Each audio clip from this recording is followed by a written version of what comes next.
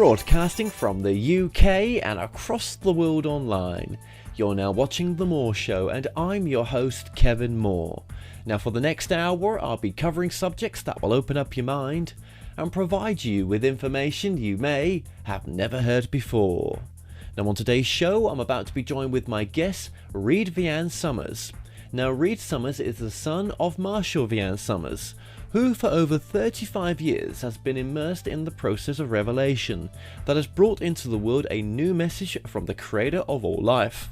This new message contains a revelation regarding the great environmental, social and planetary change underway in our world. This also includes the reality of contact with extraterrestrial life and the keys to understanding our spirituality and inner awakening in light of the enormous evolutionary changes facing us today. Now Reed Summers is now a teacher of the New Message, as well as the director of the Society for the New Message, the non-profit organization founded by Marshall Vian Summers in 1992 to bring greater community awareness and education worldwide. Reed Vian Summers, welcome to the show. Thank you for having me, Kevin. Thank you for coming on all the way from Boulder, Colorado in the States. And I was just saying off air there that I'll be in your area, soonish, doing the documentaries that I'm about to film as well. And, you know, watching, having just done some research on what this is, the New Message, and the work that you guys are doing, interesting stuff, really is. So going straight into your work then, or into what you do, what is it? If you just explain to us what this is and how this came about through your father. Absolutely. Well, for over 35 years, my father, Marshall Vian Summers, has been engaged in a remarkable process of revelation that has brought into the world a vast revelation for our world that is really here to bring an entirely new reality to human awareness. And it all began in 1982 when my father was called by a mysterious presence and voice to take retreat in the deserts of the American Southwest. And at the culmination of that retreat, over a multi-month period of wandering, a voice came upon him with such power and weight that he almost felt that it would tear him apart, that it would destroy him. This voice then commanded him in a single word to record a series of messages for humanity. And in the years since, that is what has happened through my father. And an amazing flood of revelation has ensued, over 900 angelic encounters, bringing into the world a vast new teaching from the creator of all life on our future in a greater community of worlds, in the universe in which we live, the future environmental, social, and political change and challenge coming for our world, and also the deeper spiritual awakening that's meant to happen for each of us in light of these great evolutionary changes. Absolutely. Okay. Now, just for the audience as well, your dad is still fully with us right now, and his time is obviously very precious, so you've now stepped in to take on the work as well, to keep the work going, and to build on the work as well. So what age did you get involved with the work as well? Well, one of the foundational books of the New Message is called Steps to Knowledge, the book of spiritual practice. And it's a remarkable journey of 365 daily steps to bring the thinking mind, the surface mind, in contact with the deeper mind that we all carry.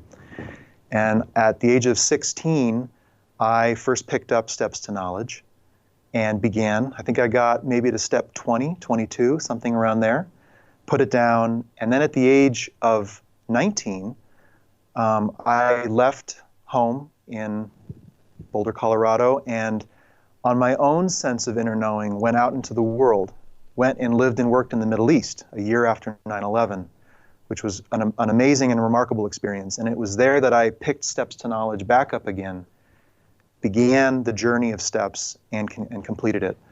And that really was the beginning of my involvement with the New Message. I've been working with my father, Marshall Vian Summers, for about 13 years. studying the tremendously vast number of texts and teachings that it contains, and assisting him in the burden, bearing the burden and challenge of presenting what really is a new revelation for the world. Okay, so many questions. So, what is the key teachings of some of the information that's coming through? Yeah. Well, at the very heart and center of the new message is the reality of what it calls the greater community, which is the physical universe in which we live, a universe of a billion races and more, at all stages of evolution and development, spiritual awareness. It is into this greater community that our world is now emerging. And this, the new message tells us, is the greatest change of our time, the deep conveyor belt that is literally causing the ground to move underneath our feet, causing that feeling of anxiety, unsettled, discomfort that we all feel looking out on the world, feeling that something fundamental has changed. And the new message reveals that that fundamental change is the beginning of our emergence into this greater community of life, contact with intelligent life who are here in our world today, the end of our isolation in the universe, perhaps the biggest event in human history happening quietly, under the skin, so to speak.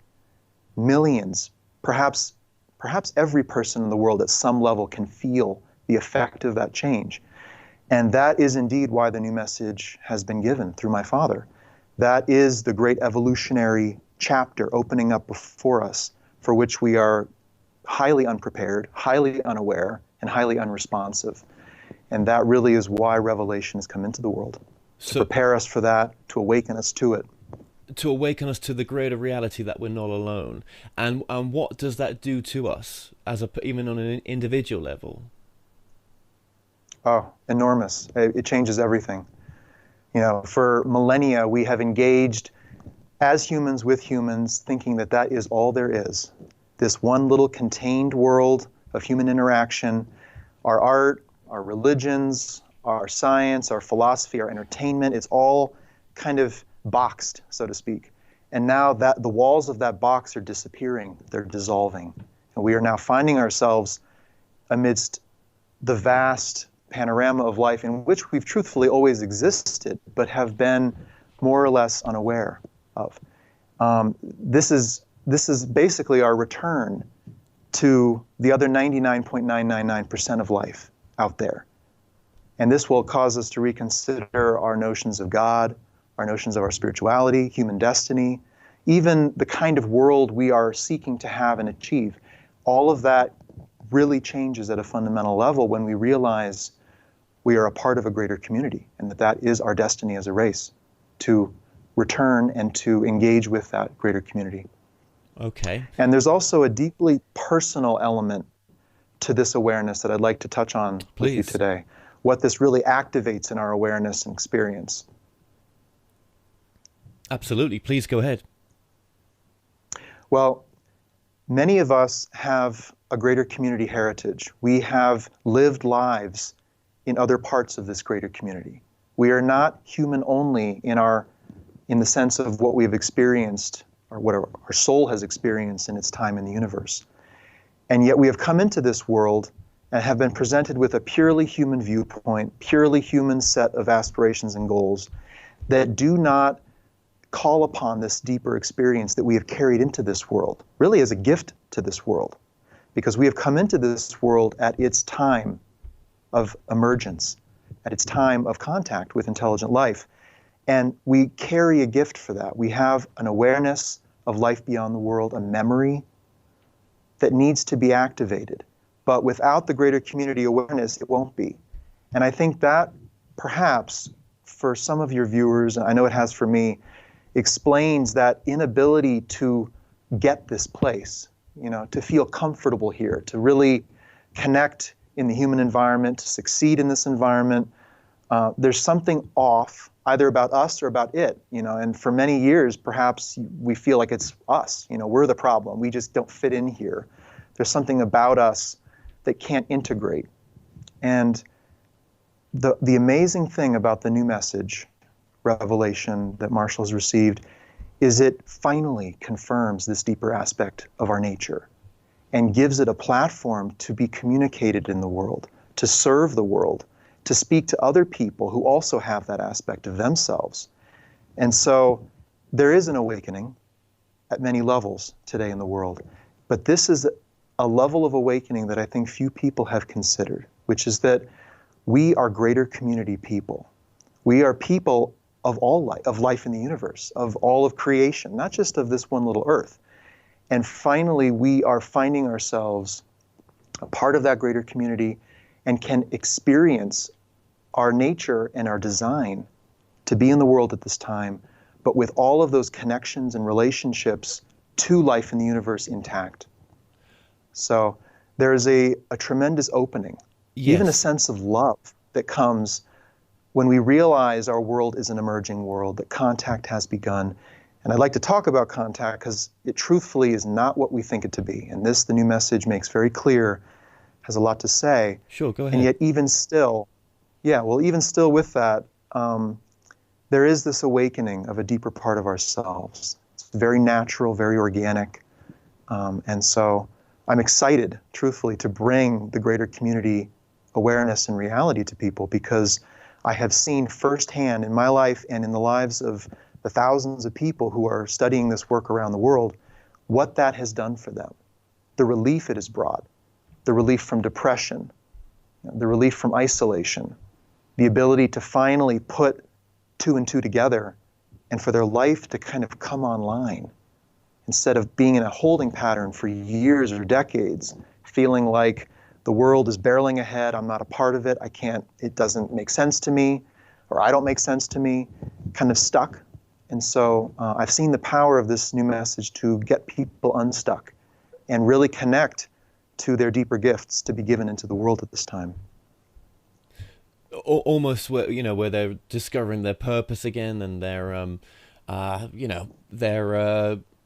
going into their spiritual path in a sense.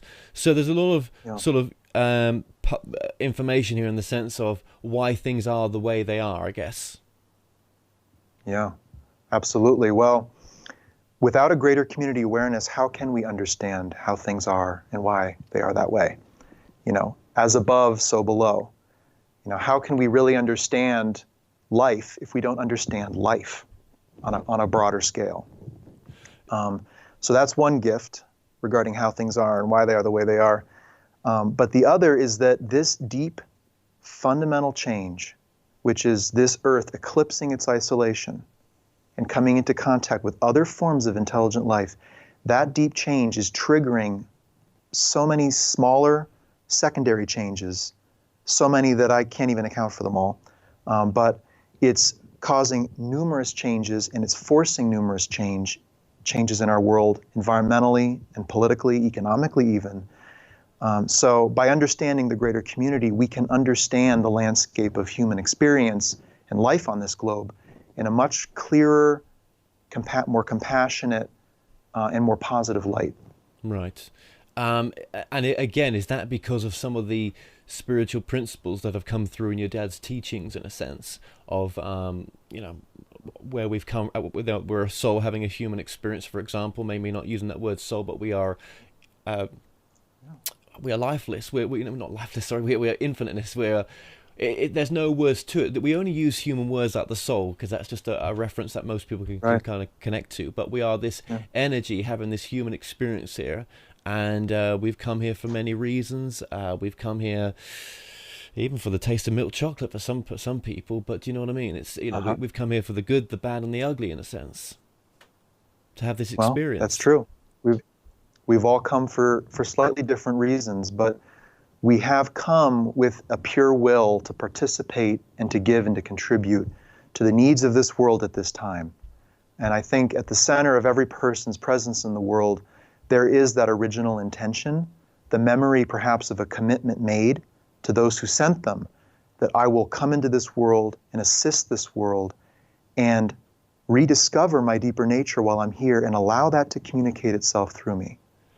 And I would say that despite the confusion and the aggravation and the distortion that we all have experienced, that is that pure kernel at the center of a human life, at the center of human religion even. The new message does introduce some new terms.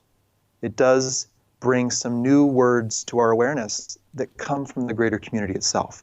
It does speak of the soul, most definitely, but it also speaks of a word called knowledge. Now, we have a common understanding of knowledge as either learning or intelligence or, aggregated understanding over time.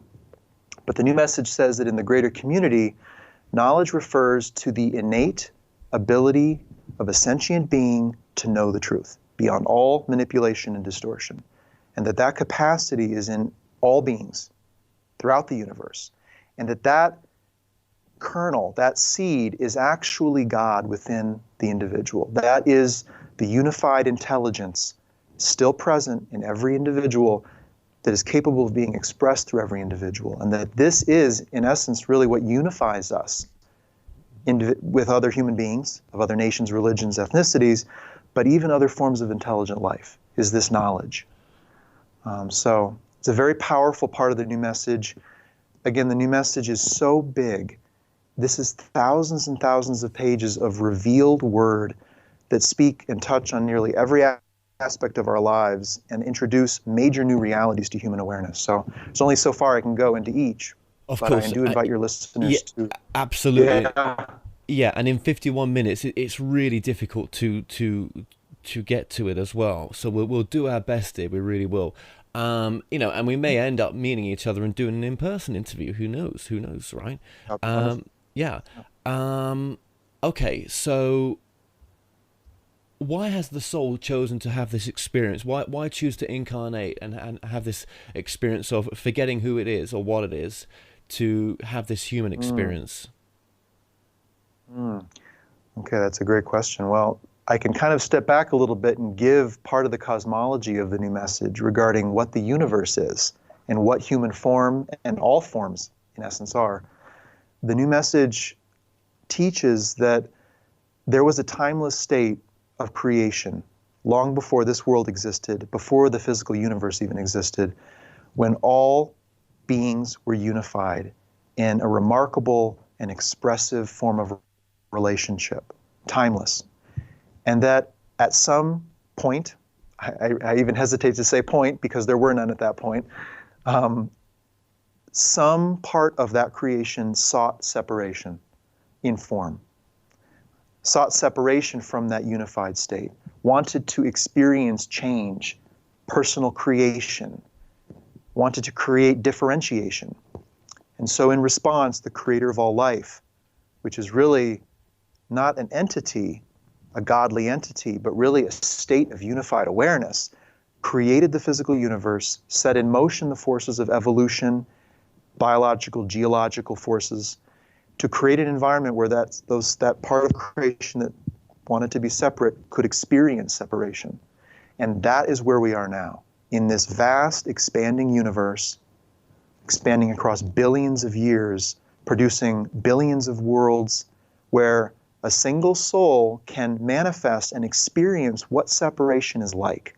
What does it feel like to be apart, to be an individual, to have a personal will and pursue that will? What are the results of it? Does it produce something wonderful or does it produce something painful? And across lifetimes, our souls journeying through this manifest universe have been experiencing separation in so many different forms, learning that indeed it is the return to that state of unity, that return to a state of pure relationship that we actually do seek as we work through our will to be separate. And you and I and everyone else, we have this dual will. We have this will to be unique, to be apart, to achieve something in form, and yet we also have this extremely deep yearning to return to relationship. And both are acting themselves out. And that is perhaps the playing field of separation where we find ourselves. And yet, before this life, the new message teaches, we existed in what it calls our ancient home, okay, united with what it calls our spiritual family. Okay, so beyond form, our soul exists in a state where it is not yet fully united. It is partially separated, but it is not in form. And that our soul at that point willed to come into this world to experience knowledge, to experience relationship, and to give something. And that fundamental act of giving is really what calls us into the world and fulfills our being in the world. Life is giving. You know, the trees lay down themselves so the next generation can grow amidst their biomass. You know, the seeds are produced by plants as the first priority of that plant. It's all throughout life, this act of giving so that the next generation can have that experience. And the new message teaches that we each have come into the world with that original will and intention, but that to enter this place of separation, we came into a state of amnesia. We forgot. We completely forgot who we really are and what we are connected to beyond this life. And we are conditioned and trained to be a good human being, a successful human being. The mind is built up with all the constructs of fulfillment, gratification, and that at some point, those constructs begin to fail us. Something about the world we have been taught to believe in, taught to pursue, starts to break up. And that is a remarkable moment in the life of a human being. That is the beginning of an awakening. And the new message is really here to trigger that awakening in enough people to respond to the great needs of our time and to take them on the steps of discovering what that really means. So what does an awakened life versus an unawakened life look like? I mean, obviously there's, you know, people are still having 9-to-5 jobs, they're having families, they're because the human side of this is so important. You know, your work isn't excluding that, is it? You know, because we obviously as a soul came here to have this human experience. It was really important to us. Yeah, absolutely. The human part of us is our vehicle. It's our vehicle in separation. The mind and the body are precious. They're to be preserved, respected, and honored. And yet, without the guiding intelligence within us, the mind basically creates its own replacement. It compensates and creates a God. It creates a fulfillment, a purpose, even a form of service. So a mind not guided by knowledge will pursue these things. And yet the problem is that these things are unhitched from reality. They are not part of the greater coordination of life in the seen and in the unseen. And so what ends up happening is we create a life of overcommitment, overstimulation. We feel off. We don't feel quite right about that. And so we do more of it. We create more of what has put us in the hole in the first place. So the purpose here is for the mind, the thinking mind, to enter a state of connection to the knowing mind, the marriage of two minds.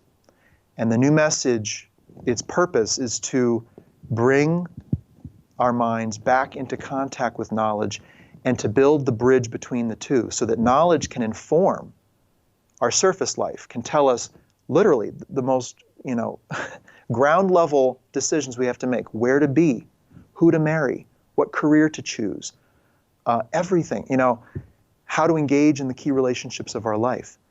It's this knowledge that's meant to move through us and to literally move us into our position of service. Without this, we would probably seek what many of us have experienced, which is a life of addiction and confusion, compensation, a life that fundamentally feels off, but we can't quite put our finger on what feels off.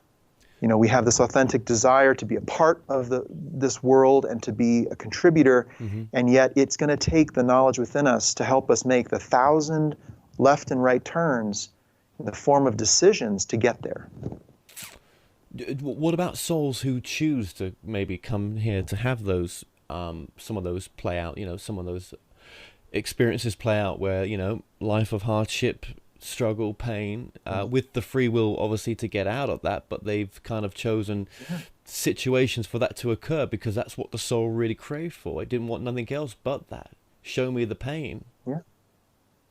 Sure. I think there's a lot of mystery behind our presence in the world, and I would never look at someone and say, this is why you're in the world, or you need to do this. It's knowledge within them, emerging within them, that will tell them, this is why you're in the world, you need to do this.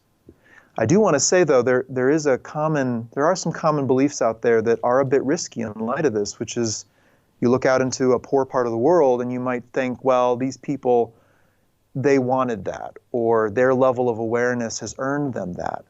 And this is where the mind starts to try to understand what is beyond the mind. We try to take a greater, we mix and confuse levels. There are levels of truth. And if you take a higher truth, such as our soul manifesting in physical life and the vast intention that stands behind that, and try to pin that on something you see, I think that can be a mistake. That's if this reality is what we think it is in the first place as well. Absolutely. I mean, and this is some sort of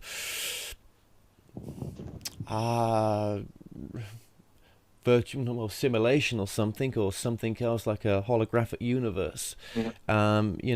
It may not be what we think it is. That's I kind of do understand what you're saying. Yeah. For us to say this is how it is, but then, that's the level of reality we create, don't we? When we put labels on things, and then there's nothing wrong with that. But I'm sure there's levels above levels of reality to look at. Maybe seismic information that's never even come through yet, that's still out there that we're not ready to hear. Yeah, absolutely. Well, we have a long future ahead. The human family is an emerging world. We are young, we are divided, we are conflicted, we are destroying the natural environment around us, which the new message says is our hallmark signs of an emerging world. Emerging out of a state of tribalism to a state of nations, ultimately to a state of a world community. So we have a long journey to take, but our emergence into the greater community is going to change a lot. And there are a lot of risks associated with that, even threats that could literally rob us of our future and freedom on this earth if we're not careful. So we have to attend to the next step, the next chapter of the human experience. And the new message says that is our emergence into the universe, our restoration of the natural world, and the encouraging of unity and cooperation between nations and religions. And that all sounds very beautiful. Do you think for some people, though, that the UFO subject, the extraterrestrial subject, the subject of life out there, is the only way that a soul, or the soul that's in question here, is going to wake up in this particular lifetime? No other way, really, except for a 2x4 across the head, is going to really awaken them to that they're more than their body, and this particular subject allows them that experience this time around. Absolutely. I mean, we are coming in contact with the other 99.999% of life. What could be bigger? What could be more challenging? And it takes a challenge to wake us up. It'll take a major challenge like this to finally wake the human family up. And I frankly, besides contact with intelligent life and the degradation of our natural environment such that it threatens the habitability of Earth, these two things are the two things that could wake us up collectively, that could put an end to war in time and really cause us to do things differently on this earth. It's necessity. Necessity is the mother of invention, and I feel that carries forth here. What about those who are never going to come across this material, or this material will never resonate with them, and they will live what they call a really content and happy life, or a life that was happy for them, and they go back home and a greater reality is made aware to them, but it didn't really affect them not knowing it this time around? Yeah, well, it may affect them when they leave, and the new message presents some very powerful teachings. There's one called the Initiation. There's one called the Angelic Assembly. I encourage your viewers to go read and to hear. The original voice of revelation that spoke through Marshall Vian Summers is being made available. So you can hear the voice and read the text. In these two revelations, it talks about what we might experience after death when we leave this place, either with our mission fulfilled or undiscovered and unfulfilled. And the real is it's not a reality of condemnation or blame. There is no judgment, because we were the ones who chose to come into the world. In a sense, your spiritual family beyond the world looks you in the eye and says, how do you feel about that life you just lived? Are you satisfied with that? Was that what you wanted to express in separation? It's an honest moment, a moment where there's no resistance, there's no physical form to be mindful of, and we see the truth. We realize, I didn't do it. I didn't meet those who I was meant to meet. I didn't get to the place I was meant to be. I didn't engage in that purpose I was meant to engage in. I want to go back. And so arrangements are made, and back we come, or somewhere we come, according to a greater plan beyond my awareness. Yes. But it's up to every individual Yeah. to feel, what is the intention behind their existence in the world at this time? Is there a place they need to get to? Are there people they need to meet? Is there an it they need to find? And are they satisfied if they don't find it? Is that okay with them? And I think that's, see, this is the inner barometer. We all carry a barometer within us, a pressure gauge, which basically has two directions it can go, yes or no, forward or stop. You know, it's very deep and innate to us, and people of any religion have this. People of no religion have this. Yeah. We're all capable of engaging with this inner barometer, which the new message calls knowledge. And that is what will get you where you need to go. That's what's gotten me where I've needed to go in life. Not a lot of principles or high teachings or metaphysical truth.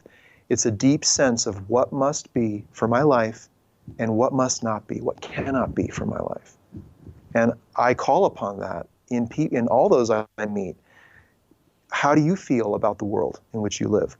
Is there somewhere you need to be? Is there a service or a gift that you are meant to give and to perform in the world? And this is beyond organized religion. You know, this is beyond the scripture of any one faith. This is universal to the human experience. And given the multitude of panoramic planetary challenges we are facing, which are answerless, by and large answerless at this time, we need millions and millions of men and women responding to knowledge within themselves, being moved perhaps inexplicably to do things they otherwise wouldn't do. So I have great faith in that. And I think that's where the hope for our world truthfully lies. I mean, someone's life could be very simple. For example, you know, they could just, you know, be a housewife maybe, or a mother. That's an important thing, or whatever job they may have. I suppose if we're doing what we've come here to do and be in purpose, is that good enough? If we've come here to do what we've come to do and to be in purpose, is that good enough? Absolutely. Absolutely. But the mind can't estimate that, assess that, judge it, judge the successfulness or the completion of it. That's held within knowledge within a person. Do we need people in every station of society? Yes. Do we need contributors in every avenue of society, mundane to extraordinary, to scientific to spiritual? Absolutely. But it is this core reality of knowledge that's going to actually get us there. It's going to move, you know, this vehicle down the road, so to speak. So there's no fixed path. There's no fixed end point of a successful life or a picture I could paint. Like here's a man or woman of knowledge. Let me paint a picture for you. This is what it should look like. I don't know what it will look like. And that's what makes this so exciting and fascinating, is when the new message from God is found by a person in the world, out there, anywhere, in any faith, and they experience this activating power, this panoramic understanding of life in the universe, this greater reality and sense of trajectory that stands behind us personally and as a race, what happens? Well, knowledge is awoken, and the person may go in any which direction they go. And so there is tremendous hope for the world, despite the great challenges we face at a planetary level and the great challenge of contact, which I would like to touch on. There is great hope because knowledge is within us. That's my sense and feeling. For sure, and we will get into the contact as well. You know, and I've interviewed so many different people in the field of spirituality and metaphysics, and you know, everyone's got their own take on what they think their truth is. I mean, to me, it feels like, you know, all paths lead to the same place in the end, right? But we're all creating a slightly different reality, aren't we? And we've just got to go with what feels right. And if people feel drawn to what you're saying, then, you know, that's where they've got to go. And if they don't, well, they'll find their path as well, which will be right for them. Is there a right or wrong? It doesn't seem to be. Well, I would disagree with that a little bit. For myself, I focus on not the reality that I create, but reality with a capital R. I do feel there is an objective reality, And we are, by and large, out of touch with that reality, living in what might be our own reality of thought and emotion and experience. The mind does create a reality of experience, but there is a reality beyond the mind. And that does not change from me to you to someone else. That is reality. And I wouldn't be the one to claim to possess that reality, but I do seek to experience that reality and have that reality express itself through me. And so a little bit different take on that. And I do feel there is a right and there is a wrong, and that we can know right and wrong. And that's not at the level of ethics and morals, my religion, your religion. That's at a deeper level. And that is this inner barometer, this inner compass that can guide our world into the future, I feel. Well, yeah, I mean, I don't feel you have to follow through with anything. I mean, even if you've decided before we come down here, right, I'm going to do this to you, and you're going to let me, and you, as souls, we're going to get such great stuff out of this because it's going to be so fulfilling and to our understanding of what it feels like to have this experience. But do we have to commit those acts when we get to the point of even forgetting our forget-me-not of having the agreement there in the first place? Probably not. I think there's always free will not to have to come from that space. I think that's part of the choice as well. That's free will is an element of separation. I mean, we have free will. Yeah, absolutely. Well, okay. Just move, before we get into the contact, because we've got enough time. Just going back to your father's work here as well. So when he's bringing this information through, then obviously he's been bringing through the Allied of Humanity briefing. The Allies of Humanity briefing. Yes, sorry, the Allies of Humanity briefing. Yep. My notes are wrong here, yeah. But we talk about God's message as well. So just the confusion here is, when is God coming into this picture of what your father's bringing through compared to Yeah. Well, there are truthfully two completely different sources speaking through my father, the messenger, and they are distinct and they have a different communication, and it's important to understand both. So my father for 35 years has been engaged in receiving a communication from the creator of all life through the angelic assembly that oversees life on earth, a message for the whole world, a message coming because of the evolutionary threshold at which we stand. Yes. That is a message from the creator of all life translated into human language by the angels of God.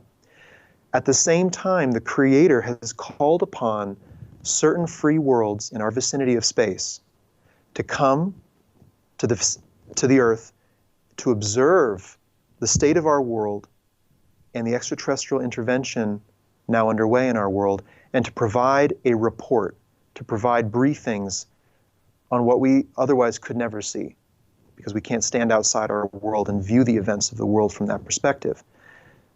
Those individuals call themselves the Allies of Humanity, and they have spoken their briefings through my father, through the assistance of the angelic assembly, the same angelic assembly that has brought in the communication from God.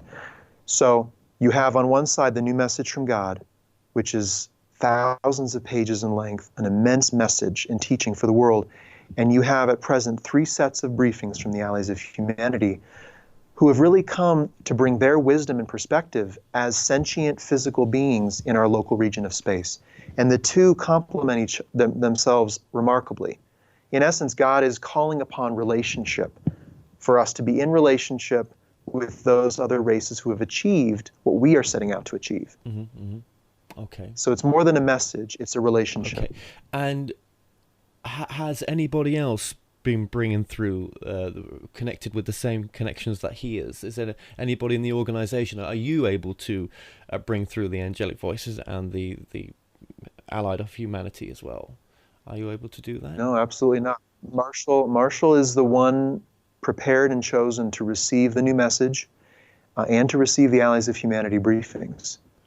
And I think that God would speak into the world through a messenger chosen and prepared for that task. That is something we can recall in our memory and experience.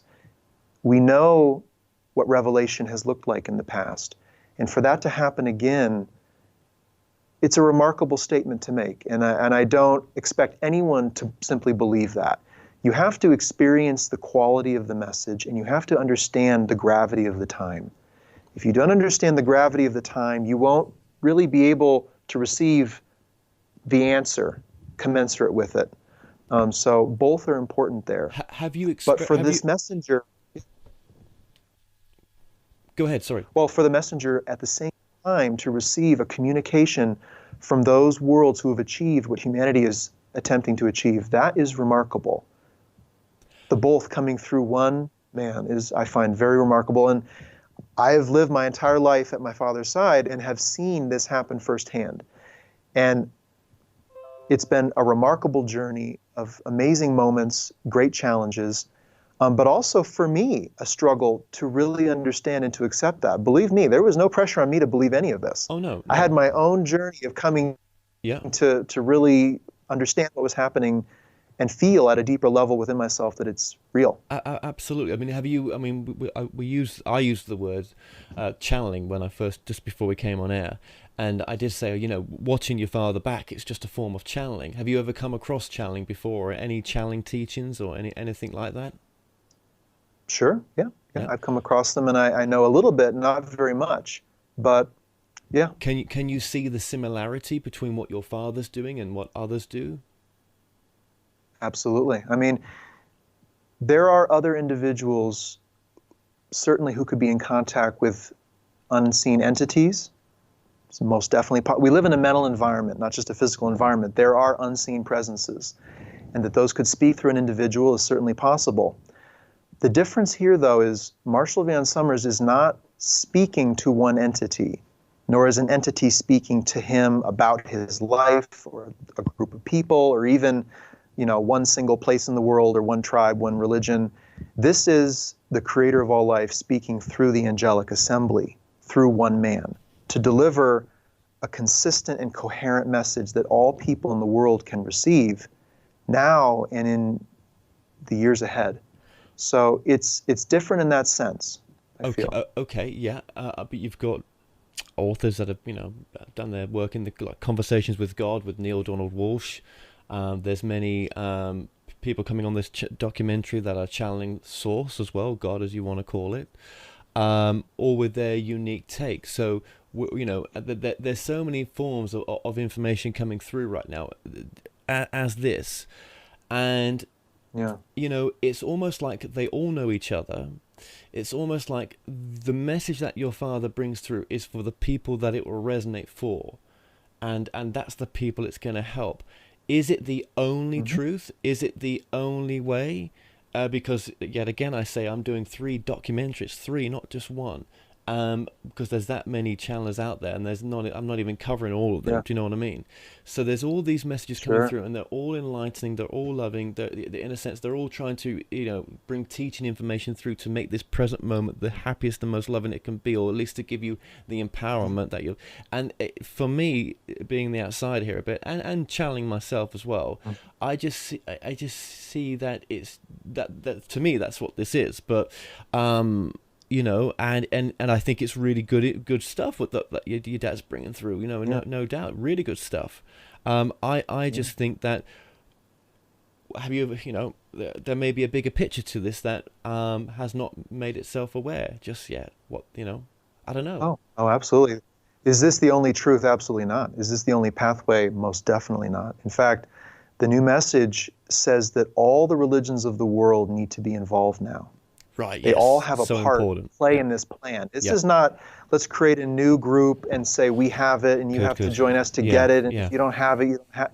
See, this is separation. That's separation speaking. The new message from God is God speaking, God in a state of unified creation. So this is going to call upon the gifts that all the religions have, truth that's been given in the past as well as a form of channeling that I would like to speak on, frankly, which is becoming a conduit for knowledge within us, because we all carry the mind of God within us that can speak through us. Now, this is not mine and yours, your knowledge, my knowledge. This is the mind of God.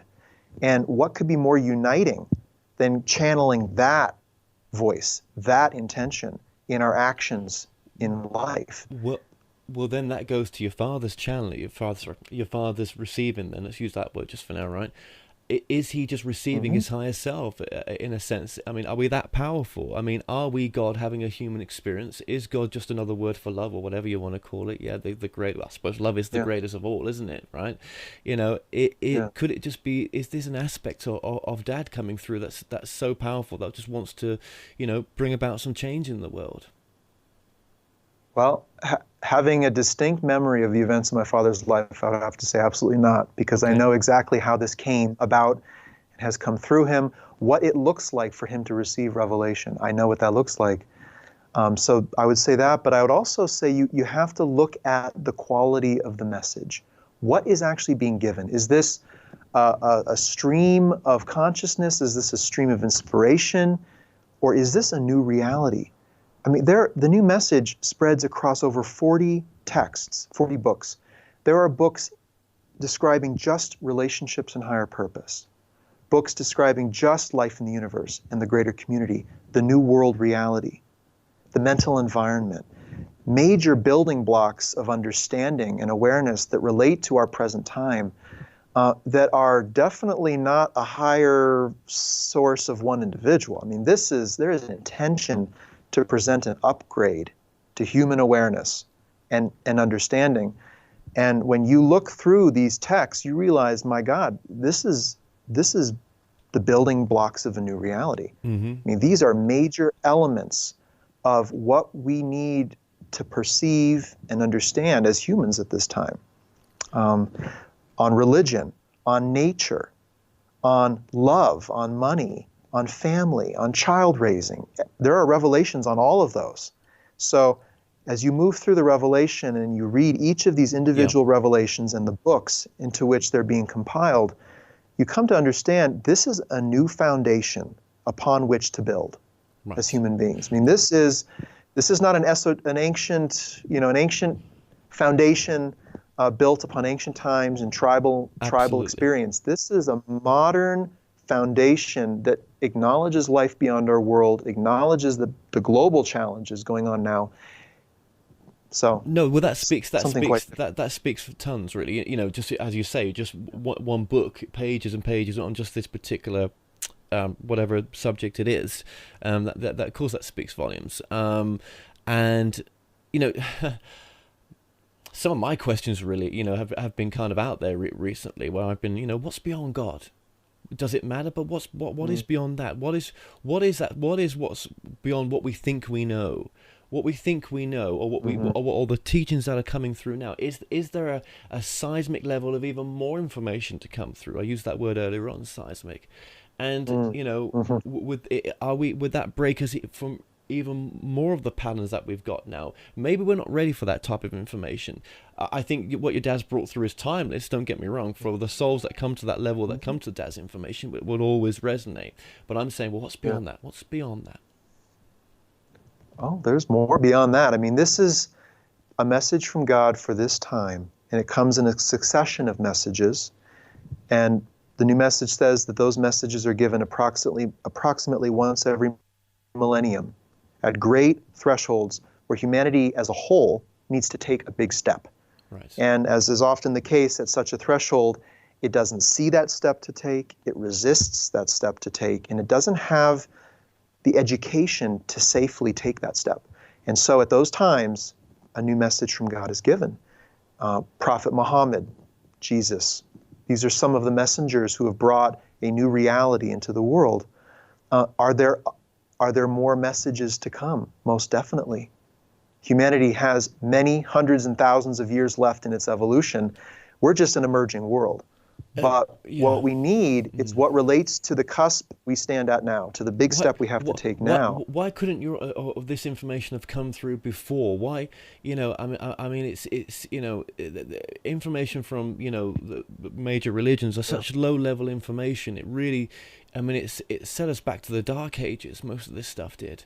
But maybe that's where yeah. maybe, I mean, we have to take responsibility for that. Maybe as a soul, as a collective consciousness that came to this earth to have this experience, maybe that's what we wanted. Maybe we did. Hmm. Well, you know, a lot has been given to this world, through knowledge within the individual, through the angels of God who have spoken to individuals throughout times in history, prophets and messengers unknown of throughout time, and just the great spirit moving through people, helping people. So that is at work every day, everywhere on this earth, most definitely. Why did it take so long for a new revelation to be given? Great question. And we may not fully understand what the threshold lines really are in our evolution. We may have thought, well, this could have come in the year 1500 Yes. or 1700 or 1900. Well, the world has been struggling to merge tribes into nations, to build a world community. That has only come into being, I don't know, perhaps in the last 50, 60 years, you could say. The advent of nuclear weapons, the technological power to end life on Earth, that is a very recent phenomenon. Global communications, the ability for anyone to be in touch with anyone, that is a very recent phenomenon. 100 years ago, none of what I've spoken of really existed. So there is a very recent up amplitude in the rate of human growth, technological development, and simply the speed of change in the world that I think we're all feeling. It's like it almost churns your insides when you feel the rate of change in this world. And that, I feel, is why the new message was given starting in the 1980s and into the 90s and into the present time. Okay. Well, thank you for that. Now, I know that we wanted just to get in contact, and then we'll have to sort of, because we're at 52 minutes here, but that's okay. I'll just go in overtime because this is very much worth it. So just your take on contact as well, and of course why. Well, I would love to talk about the reality of contact. Oh, the reality of contact. Sorry. Yes. Yeah. So if you let's do that. So if you can just tell us about the new message. Sure. Well, the new message has some startling statements to make about the reality of contact that are critical for people to understand. We are experiencing in our world today visitation, but it is not a friendly visitation. It is a visitation by forces from the greater community who are responding to the evolutionary steps we have taken in terms of nuclear war, global world war, global communications, who are responding to those events in human history and are coming to the earth for a variety of reasons.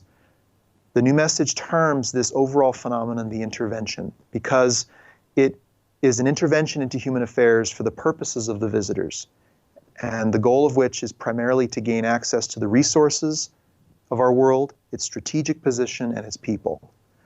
So our first steps out into the greater community are steps in which we encounter not altruistic space explorers, not scientists, not enlightened races, but resource explorers, the unenlightened in essence, who are here, who have traveled great distance because of the biological wealth and diversity of our world, the great events in human history that threaten that world, and the possibility of engaging with humanity as a subservient race in a larger association of powers. And are they here as a consciousness, or are they here as a physical?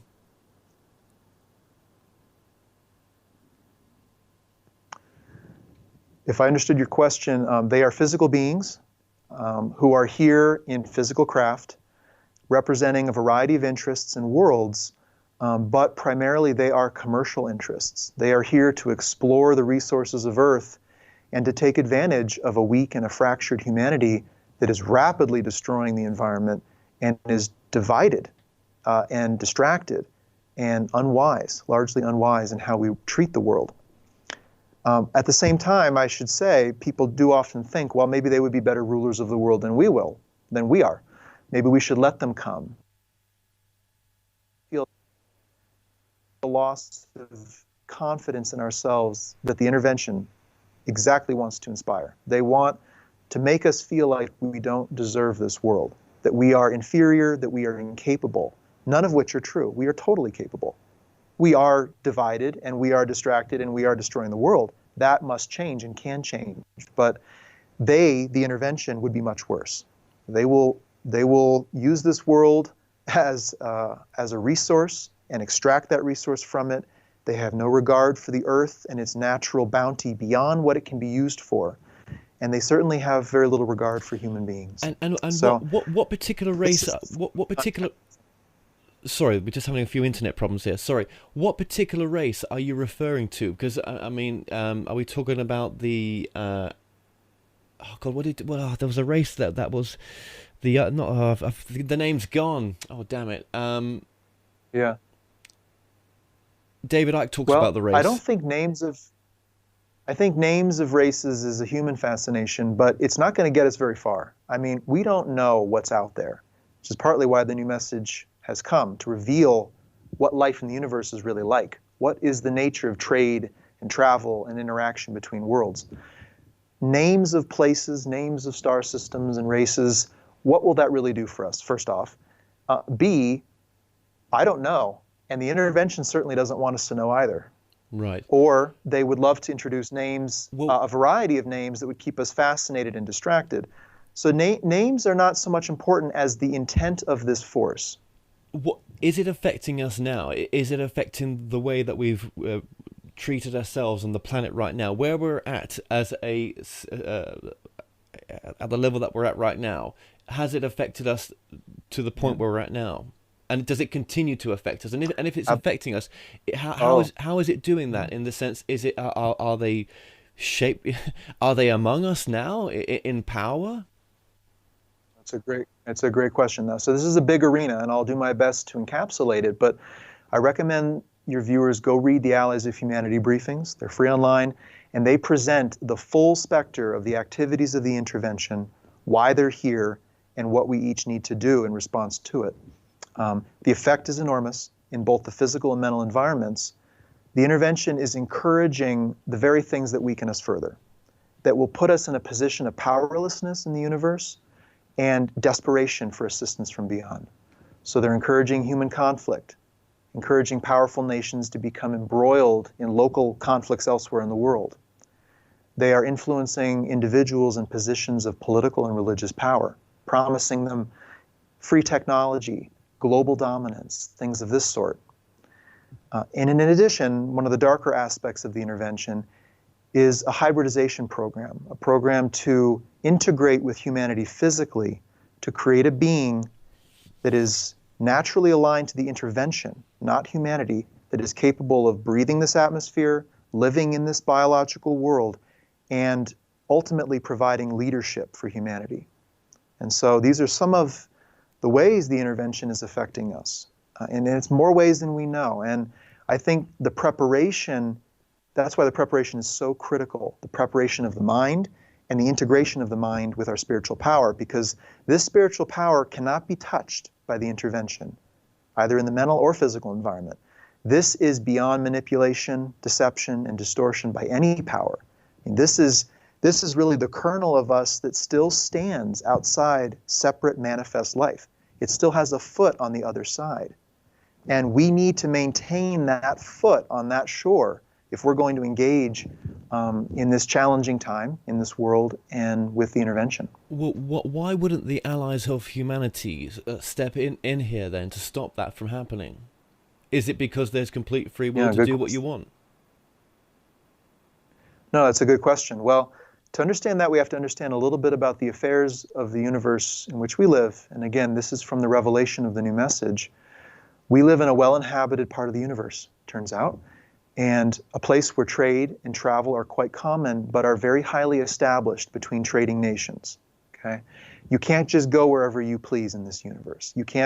One world can't just send a group to this world freely and without the risk of observation and limitation. So there are great limits, and there are great economic powers that utilize intervention in emerging worlds. They have an interest to gain access to these resources. The vast number of these worlds are technological, hierarchical societies. They are not spiritually advanced. Technological advancement in no way equates to spiritual advancement. I hope we as humans can understand that from our own experience. These are technological powers who are basically out for survival and resource acquisition. Elsewhere, there are also free worlds who are smaller, more hidden, who have cultivated a deeper awareness of life, and yet have had to pull out of the affairs of the greater community in order to cultivate that awareness. Because again, this is a competitive, manipulative environment. It's very similar to what we see on Earth between corporations and economies, the powerful dominating the weak. It's nature. The universe is an expression of nature on a vast scale. And so these free worlds don't have great armadas of vessels, don't have armies, don't have great influence, and yet they do see the value of this world in terms of what it could bring about in experience, the power of knowledge emerging in people. You know, we're technological, but not too technological. We still have this heartfelt sense of care and goodwill toward one another and ultimately towards all life. Humanity possesses this spiritual wealth. And so the allies of humanity have come in secret. They've come in secret to alert us to the presence of the intervention. They are in no position to reveal their identities, to send a rescuing force. And in addition, they know that if they did that, they would in effect cause us to become reliant upon them. The whole point is that we become self-reliant and capable and gain access to our own abilities instead of rely on the abilities of those beyond us. Right, absolutely. So I hope that answers a really important question, but one with a lot of side information that has to be presented. Yeah, I mean, we could go a lot deeper there, and maybe, you know, if we're going to meet in person or do some, you know, some other sort of interview, we can do that. Do you know what I mean? Because we've had a few technical issues just here as well, but that's good. But we've got, I think, what would you say then? Actually, let me end it on this. What would you say is the most important message of the work that you're in charge of right now, in a sense? Our world is emerging into a greater community of worlds. We are unprepared, and the preparation for this has been given from the creator of all life. Marshall Vian Summers has spent his entire life receiving this preparation and bringing it to people. And I invite you to go, to read the new message, to learn about the greater community, and to take the steps to knowledge, the steps back into reunion with your own deeper spiritual awareness, because that is what is going to get you where you need to be in life, wherever that happens to be. Absolutely. So the key message is about the greater community, it's about knowledge, and it's about the presence of a messenger and a message from the creator of all life in our world today. Well, Reed Summers, just thank you so much for joining us. And just before you go, actually, sorry, your website's been coming up on the screen throughout this interview. Your website is? Our website is newmessage.org, where you can read the texts and hear the original voice of Revelation, and alliesofhumanity.org, where you can read the Allies of Humanity briefings. And we welcome you to be in touch with us. We have a community that spans across the globe of remarkable men and women who feel the stirring of this time, who feel the specter of change in the world and in themselves, and the need to prepare. And so there's a remarkable community of people to become acquainted with as well. Excellent. Okay, we'll be putting the website, the books up on the screen throughout this interview. Reed Summers, just thank you so much for joining us. Great. Thank you, Kevin. Pleasure to be with you.